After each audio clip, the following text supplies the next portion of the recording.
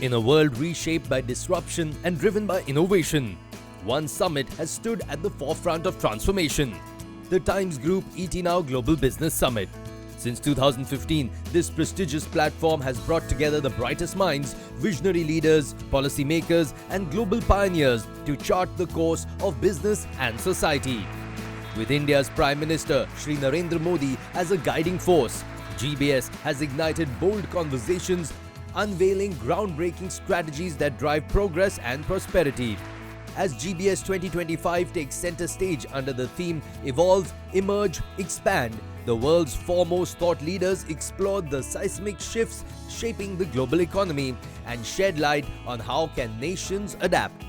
How can businesses thrive? How do we expand possibilities in an interconnected world? This is where the future is reimagined. The gala event was graced by none other than the Honorable Prime Minister Shri Narendra Modi himself. In his address, he spoke about how his government has opened new opportunities for innovators and the private sector. Here are some takeaways from his address. साथियों, विकसित भारत की यात्रा में हमारी सरकार private sector को बहुत अहम सहभागी मानती है। सरकार ने बहुत सारे नए सेक्टर्स को प्राइवेट सेक्टर के लिए खोल दिया है, जैसे स्पेस सेक्टर। आज बहुत सारे नौजवान, बहुत सारे स्टार्टअप्स इस स्पेस सेक्टर में बड़ा योगदान दे रहे हैं। सरकार अपनी तरफ से देशवासियों में विश्वास बढ़ाने के लिए पूरी शक्ति से काम कर रही है। हम इनोवेटर्स को भी एक ऐसे माहौल का विश्वास दे रहे हैं जिस पर वो अपने आइडियाज को इंक्यूबेट कर सकते हैं। हम बिजनेस को भी पॉलिसीज के स्टेबल और सपोर्टिव रहने का विश्वास दे रहे हैं। मुझे उम्मीद है कि ईटी की ये समिट इस विश्वास को और मजबूती देगी। इन्हीं शब्दों के साथ मैं अपनी बात समाप्त करता हूं। एक बार फिर आप सभी को अपनी शुभकामनाएं देता हूं। बहुत बहुत धन्यवाद।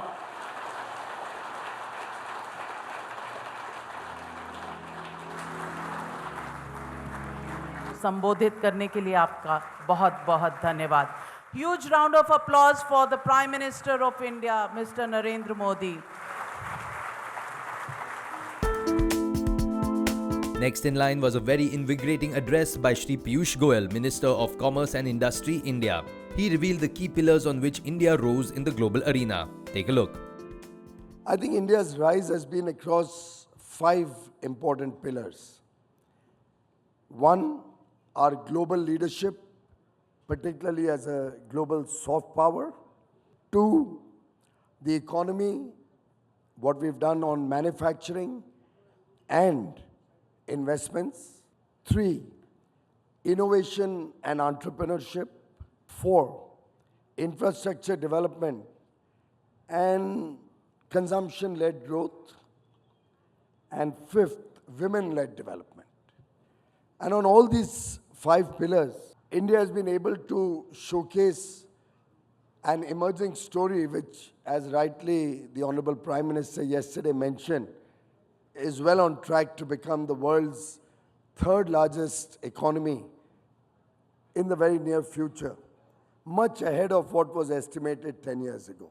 When the world is struggling with significant possible disturbance on the trade front, on the economic front, Prime Minister Narendra Modi was the first leader of a large economy to be invited to the White House, and you saw how Prime Minister Narendra Modi was able to ensure the successful future of our international trade, of our growing business with around the world. In an exclusive fireside chat with Navika Kumar, Shri Jyotiraditya Scindia, Minister of Communications and Development of Northeastern Region, explained India's might in rolling out the most advanced communication technologies.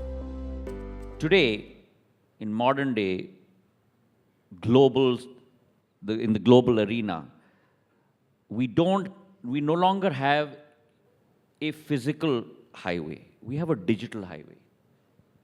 And that digital carriageway is the most advanced today in India. You know, we built out, and I take my hats off to our TSPs, our telecom service providers, our telcos. We built out the fastest 5G rollout in the world.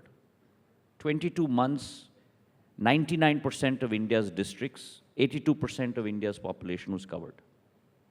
The fastest 5G rollout.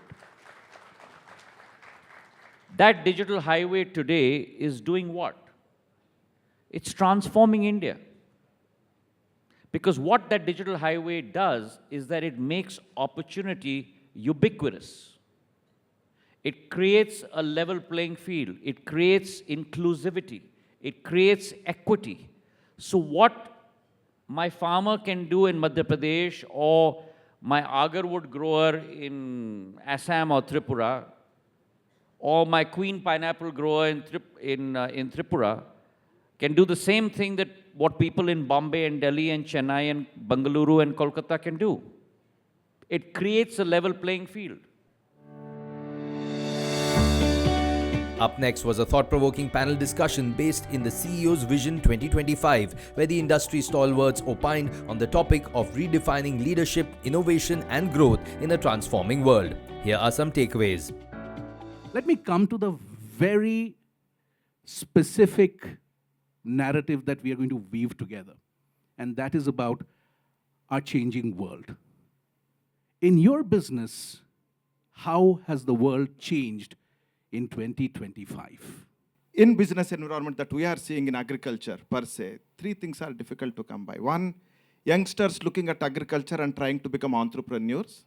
Ecosystem that is looking at fostering this risk-taking abilities of the entrepreneurs in terms of the incubators and the support systems and the hand-holding that the entrepreneurs are getting. Right.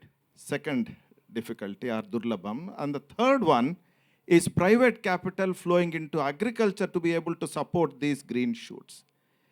A combination of these three, ladies and gentlemen, is hard to come by, and that's what we are seeing in India now in relation to agriculture. Okay, let me come to you, Venkatesh. Green shoots, yellow roots. What's showing up? I see a combination of both. I see the way in which we are progressing.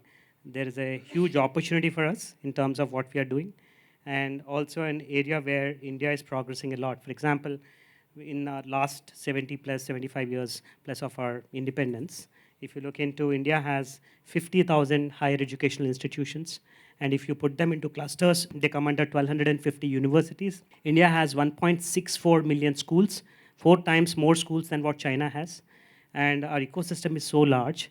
And in this beautiful transformational journey, I would say, from a research output perspective, India is at number 3rd position. You know, in fact, China is at number 1, followed by US, and India is at number 3. And with recently, for example, you know, as part of the visit of our Honorable Prime Minister and meeting Donald Trump, they signed a very interesting partnership for the country. I would say one of the most significant steps wherein ANRF, the Anusandhan National Research Foundation and National Science Foundation of US got together to work in area of semiconductors, biomanufacturing, connected vehicles, and many other interesting research areas where they together would work and solve the problems. And you know, having seen India grow up in the last couple of years, I think there's a beautiful opportunity of hope for many youngsters. You know, there's a beautiful opportunity of India being recognized as a world leader. And whether we are 1, 2, 3, or you know, the ranks keep changing, but there's an aspiration. You know, whether it's in the field of entrepreneurship, whether it's in the field of technology. But with a country like us, there's also a huge amount of growth, huge amount of opportunities and challenges too. I think it's a mix and match of both. It depends on how we bring the ecosystems together in a collaborative way to make things happen. So we'll dive into that conversation a little more as we progress. Tarun, let me come to you. What's showing up for you in 2025? I think what we can see or what we have seen over the last couple of quarters is the kind of consumption market that has been increased with the boost that the union budget has given us, right? And the kind of policies, especially in the data aspect, the data governance, the privacy part, certain acts that has been come into picture. This was not there, when we started off in 2019. So an enabling environment is being enabling created. the environment, looking at certain global markets and understanding that, okay, if in that market the certain responses from the users are coming in such manner, then how do we adapt that to the local market as well? And we have seen that not only from the data governance side, but also from the other aspect, from the banking side, that we have seen a lot of increase in number of volumes. This is very new to us. The new India, the kind of volume and the statistics that we see is something that we are being prepared for this year. At the Global Business Summit 2025, a recurrent theme is how do we see India through a global lens? And increasingly, the conversations are veering towards a resurgent, very, very present, globally present India. You, as the CEO in 2025, how are you imagining your story in the context of how the world sees you? Let me come to you first. There is a lot of hope and aspiration that something that is working in India can get replicated outside. Because the lot of smallholder farmers that we represent are the same whichever country you belong to. And the kind of solutions that we are seeing, tech-enabled and scale-driven solutions that we are seeing, are creating so much of hope, not locally alone, but globally. In other words, made in India and being replicated globally across for the entire world is something that we certainly see in agriculture. Typically in India, the investment on research has been a little sort of minimal in that sense. In your opinion, are things really changing? I think your point is right when you compare the global economies and also the developing nations ecosystem. I think currently, if you look into it, we spend roughly 0.6 of our GDP. Of course, there's a huge opportunity to What's take the that global number. benchmark? Maybe if USA spends around close to 3, and China spends maybe around close to 2.32, the numbers could be roughly around 3. And most of the BRIC economies spend roughly around 1.5, 1.6, 1.3, depending on which the countries and the geographies and the size of populations are. Of course, India also has a large population. All of Europe will not have more than 50,000 institutions, if you put into. So we need to also look at the local constraints and situations. But, just from an access point of view for research, one of the things under the guidance of the Honorable Prime Minister, India has taken a big, bold step of doing one nation, one subscription. People would have heard about it. It was launched a couple of weeks back. Under this scheme, roughly all the educational institutes, I'm talking about in phase 1, all the government institutions will get free access to all the research content available in the world. Roughly 13,000 journals and across 30 publishers. Anybody, right from Patna or Vijayawada or in Aligarh, or maybe sitting in any part of the country in Northeast, if they are in any of the government institutions in higher education, they can access any content free of cost. That means, I think if you look into across the world ecosystem, this is one of the finest points, Prime Minister has identified to give access, democratize research. Ladies and gentlemen, that's India on the move. Yes. And that's a fascinating story that's unfolding. Let me come to you. Financial inclusion has been a big topic, and there have been visible signs of change. UPI, for example, and there are countries which are saying, why didn't we do it earlier? Exciting conversations around financial inclusion. How does that change the equation in terms of people having access to resources, people having access to markets? How does India change along with this story? Credit goes to NPCI, who has innovated this UPI tech since 2016 for now. And since then, we have seen, when I was looking at the stats, last month we did about 24 lakh crores. that's a huge number of volumes. 70 billion transactions. Exactly. That's humongous. Huge. And it's just that, in the next 5 years, we will be reaching triple digits with it. We are just excited to know that not only on the tier 1, but also tier 2, 3 populations are adapting to this change. Now it's like Phone Pay or Google Pay. Which one do you choose? Like, and which one do you have to scan and pay in that manner, right? So earlier it was like, cash छुट्टा नहीं है मेरे पास in that way. So now the concept of change has gone, and right now it's just scan and pay. In the financial inclusion side, this has made sure that, but also quick commerce also has made sure that the goods are being sold in a very quick manner to the respective consumers, and the whole financial inclusion side, right from the tier 2 and tier 3 cities, they right now they don't feel the burden of carrying that cash to make the transaction. On that wonderful note, it was lovely talking to all of you gentlemen, and it was such an animated conversation. Thank you very much for being with us. I thoroughly enjoyed steering this discussion. Thank you very much. Thank you so much. Thank you, everyone.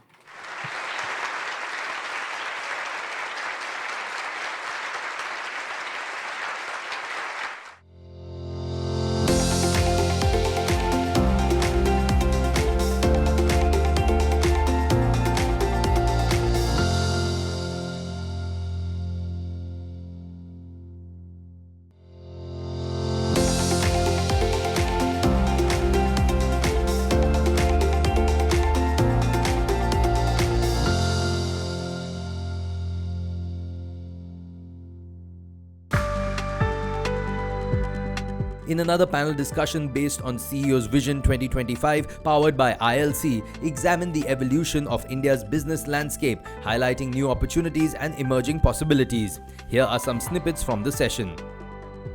In this conversation, we're going to explore what makes India possible. What, according to you, as a leader in your industry, is India now? How do you see India, and how does your universe, your world, see India? In our industry, the growth is today, earlier India in a textile used to be on a one step where the demand or the design or the aspirations come from the international customers, the client. Now probably they're looking at us from end-to-end solution. We can make a brand, we can be rather reach. Today we are dealing the consumer, not B2B, we are B2C. So we indirectly reach out the consumer. That's adding a lot of value to us.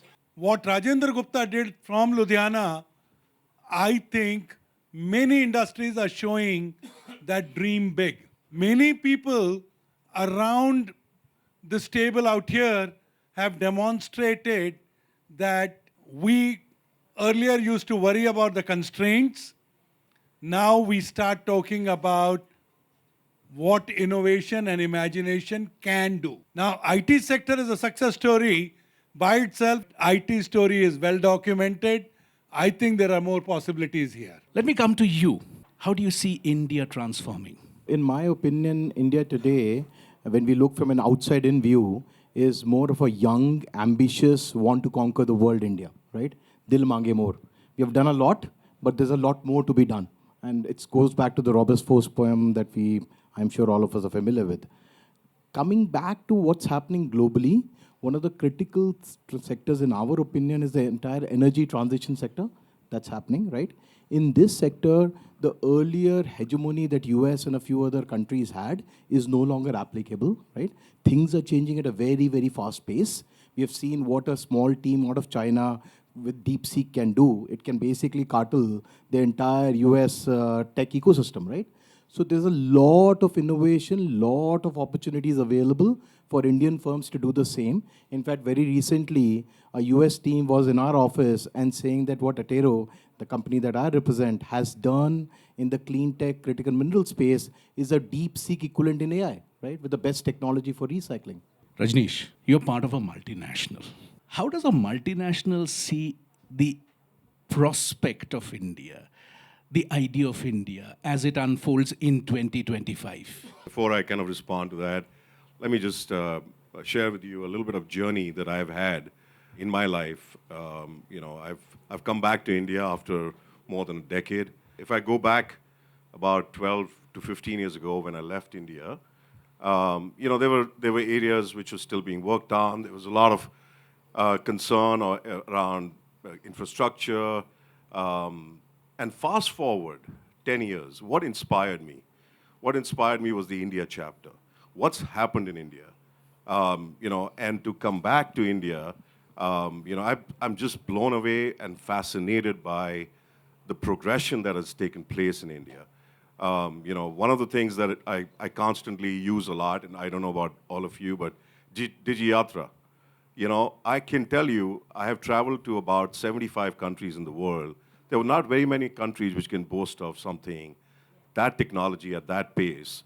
And I can go on giving real life examples, right? The food deliveries or the faster deliveries that have happened. In the United States, we struggled. Other than the pizza delivery, we got nothing in 15 minutes. Nothing. And everybody in the United States is looking at India, and as in all around the world, on what we are going to script. It's going to be our narrative, and we own it.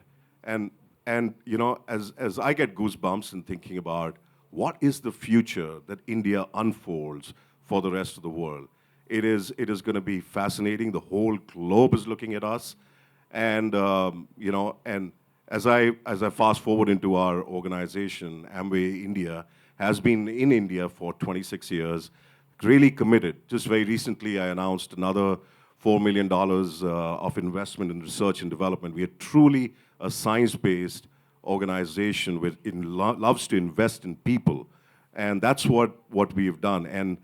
And there's no talent, I think, in the world as you can find in India. I think there is something that we need to address. We have unclean rivers. We are eating poisoned food. Our air quality is abysmal, and we have people leaving the country simply because they're breathing toxic air. Nitin, sustainability is a buzzword. Is it just greenwashing now? Is it a lip service, or is there some work that needs to be done seriously for greater common good? So the obvious answer to that is a resounding yes. There is significant amount of work that needs to be done to have a significant amount of impact on our nearby surroundings and the entire environment that we are living in, right? We are all restricted by the air, by the water, by the natural resources we have. And if we spoil it any further, it's only going to get tougher from where we stand today, right? And unfortunately, India is in a very, very tricky position in this particular regard compared to other countries, right? Neither do we have the capital to throw at this problem like the US and Europe have, nor do we have the vast land bank to be able to sort of sustain away or get away from this problem, right? So we as a country need to address this problem. It will hit us much harder than it will hit us the other nations from that perspective. Having said that, there is always the element of greenwashing, right? That will always be the case with the new fad coming in. There will be some unscrupulous elements in the chain which will try to get more and more outcome based on what they can present to the world, right? That does not take away from the fact that climate change is real. Sustainability is one solution that all of us should be focused on, whether in our lives, in our organizations, in whatever form and fashion we can help, okay? In fact, one of the key sort of vision that we at Atero are trying to drive at is, can we globally stop mining, okay? Mining, in our opinion, is one of the most polluted industries in the world, right? And by recycling or by sort of a circular economy, can we get to a position where the entire world becomes much more cleaner and greener? Technology is one way to do that. On that very optimistic note, ladies and gentlemen, it was such a fascinating conversation. Thank you, gentlemen, for being with me.